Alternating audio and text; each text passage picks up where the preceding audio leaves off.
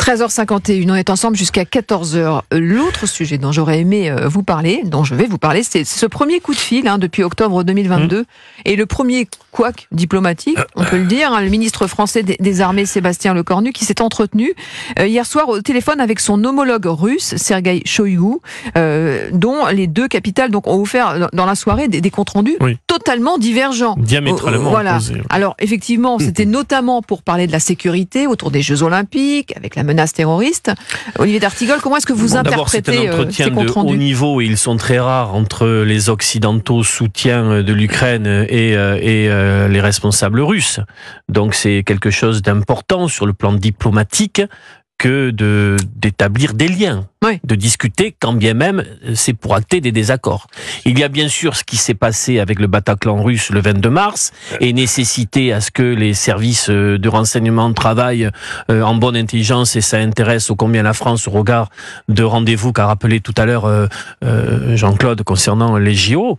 Reste qu'il y a bien sûr un désaccord complet, frontal sur le dossier ukrainien. Mais c'est Paris qui appelle Moscou, on le rappelle quand même, qui a sollicité, qui a enclenché le dialogue en fait. Oui, bien sûr. Et on a, mais ça c'est le jeu diplomatique et politique, on a deux comptes rendus qui ne regardent pas dans la même direction concernant cet échange qui a duré 1 heure. Et ça, c'est la partie publique, c'est celle qu'on a bien voulu nous concéder.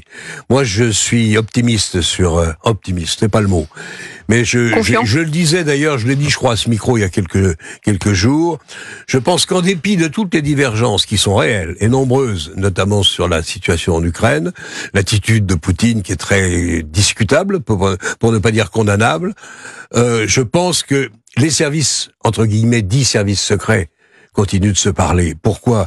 Mais parce que la Russie, avec tous ses défauts, la société russe, elle est confrontée à la même difficulté que nous, à savoir un énorme attentat qui a fait des dizaines et des dizaines de morts. On a connu, tu l'as appelé il y a un instant, le Bataclan de Moscou, et tu n'as pas tort.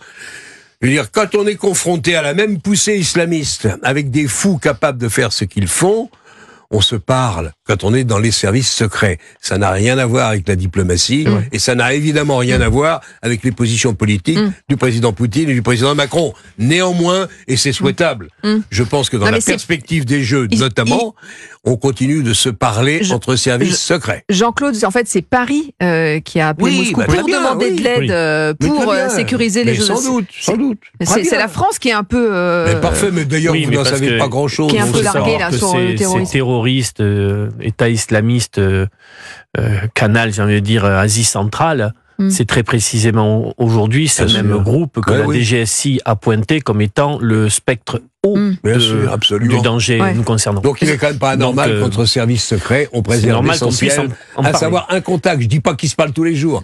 Je dis que quand même, ils peuvent échanger, et ça fait des bouts de temps que ça dure, et même avec les Américains.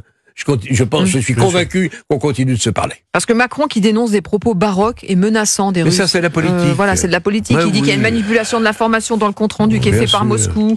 Effectivement, il y a eu des sous-entendus de la Russie, selon lequel les services secrets français pourraient être impliqués dans la totale. L'essentiel n'est pas ce qu'on en dit. L'essentiel, c'est ce qu'ils se sont dit. C'est tellement ridicule, ça. Il faut même pas s'arrêter à ça, parce que c'est ridicule du côté des Russes, et la réaction de Macron est superfétatoire, ça sert à rien.